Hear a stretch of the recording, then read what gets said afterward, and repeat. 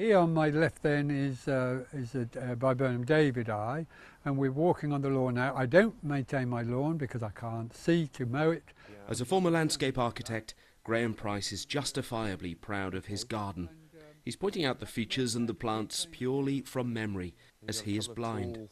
Imagine then how difficult it was for him to give his late wife Maureen 11 different types of medication every day. Graham struggled on for 4 years until he decided he could no longer cope. You can't see and you're trying to find somebody's face. I was exhausted and I was suicidal. I mean, I can't believe a character like me who's assertive, strong, confident, and I just got to the point where I felt this was well beyond my ability to cope, and I couldn't cope and I wouldn't cope, etc., etc. And I rang the clinician. I said, if you don't want 2 people on your workload, I need help. Now a major study is trying to determine just how big this problem is.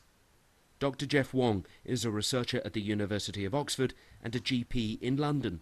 He says medicines aren't necessarily overprescribed, but believes sometimes there are alternative approaches. It's more because you're trying to do the best for that individual. But each time you try and do the best for them, you might just add a little more. And then some of these medications are much more about risk reduction. So risk reduction may be very, very useful for a younger person, so someone who's had a heart attack in their 50s. You know, they're probably going to want to have something that'll keep them going into their 60s, 70s, 80s, 90s.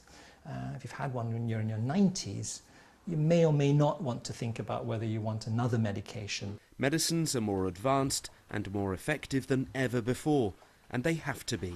Now, as our population becomes increasingly older and medical conditions are more complex, people will take an increasing range of medications.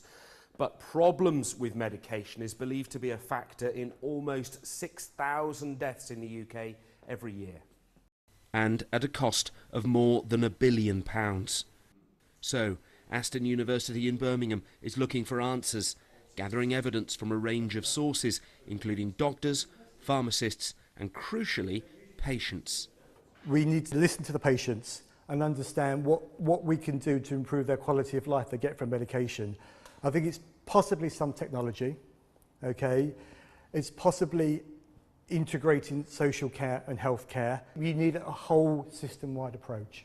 The research will take place over the next 20 months. Identifying the problems and potential solutions is one thing, but as Dr. Maidment says, this was an issue when he first qualified as a pharmacist 30 years ago.